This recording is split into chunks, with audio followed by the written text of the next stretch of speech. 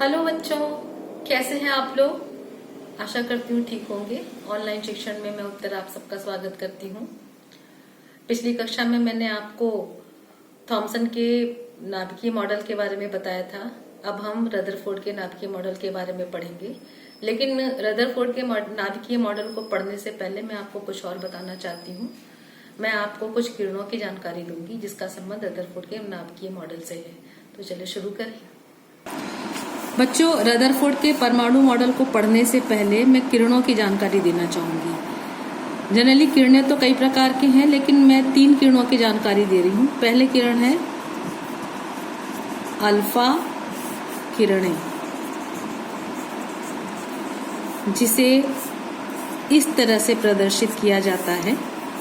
दूसरा है बीटा किरणें, जिसे इस तरह से प्रदर्शित किया जाता है। और तीसरी किरण है गामा किरणें, जिसे इस तरह से प्रदर्शित किया जाता है। जिसमें से अल्फा किरणों का संबंध रदरफोर्ड के परमाणु मॉडल से है। अब ये किरणें क्या है, इसकी जानकारी आपको होनी चाहिए। चलिए इसके बारे में आगे पढ़ते हैं। तो बच्चों, सबसे पहले हम अल्फा किरणों के बारे में पढ़ रहे हैं, जिसका संबंध रदरफोर्ड के परमाणु मॉडल से है। अब ये किरणें क्या है, ये देखिए आप। ये किरणें हीलियम परमाणु के नाभिक में पाए जाने वाले कण होते हैं। यानी कि किस परमाणु के नाभिक किस में पाए जाते हैं, ये हीलियम परमाणु के। दूसरे शब्दों में हीलियम परमाणु के नाभिक को अल्फा कण कहते हैं। तीसरा, ये किरणें हीलियम परमाणु के नाभिक से बनी होती है। चौथा, अल्फा किरणों का द्रव्यमान प्रोटॉन के द्रव्यमान का 4 गुना होता है। पांचवा, इन पर 2 इकाई धनावेश होता है। अब ये जानिए कि ये हीलियम है क्या। हीलियम एक अक्रिय गैस है। इसका मतलब ये है कि ये गैस किसी भी रासायनिक क्रिया में भाग नहीं लेती है।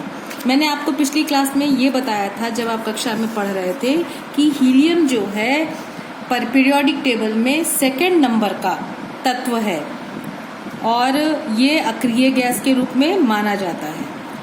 अब इसके बाद हम चलते हैं बीटा किरणों की ओर। अब दूसरे प्रकार की जो किरण है वो बीटा किरणें हैं, जिसे इस प्रकार से प्रदर्शित किया जाता है। अगर किताब में अगर इस तरह से लिखा आए तो आप समझिए ये अल्फा किरणें हैं। इस तरह से लिखा है तो समझिए ये बीटा किरणें हैं। इसकी क्या विशेषता है, ये किरणें बहुत तेजी से चलने वाले इलेक्ट्रॉन होते हैं। यहाँ पे इलेक्ट्रॉन शब्द आया हुआ है।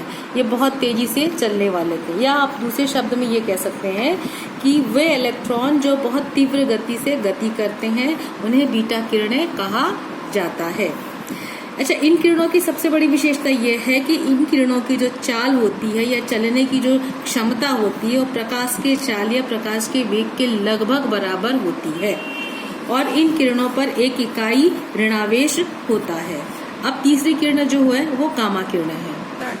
तो बच्चों, अब जो तीसरी किरण है वो गामा किरणें हैं, जिसे इस तरह से प्रदर्शित किया जाता है। इन किरणों का कोई द्रव्यमान या भार नहीं होता है। ये किरणें आवेश रहित होती हैं। जैसे कि मैंने आपको बताया था कि अल्फा किरणों में धनात्मक आवेश होता है, बीटा किरणों में ऋणात्मक होता है, लेकिन गामा किरणों में कोई आवेश नहीं होता है। इस प्रकार से अगर आपकी किताब में इस तरह से ये इस तरह से रचना दिखाई पड़े तो आप समझ जाइए ये अल्फा किरणें हैं। इस तरह की रचना दिखाई पड़े तो ये बीटा है और ये गामा है। ये अल्फा किरणें हीलियम के कणों से मिलकर के निकलते हैं और बीटा जो है इलेक्ट्रॉन से संबंधित है। तो मैं आशा करती हूँ आपको इन तीनों किरणों के बारे में समझ में आ गया होगा। इसके बाद मैं आपको रदरफोर्ड का नाभिकीय मॉडल बताऊंगी।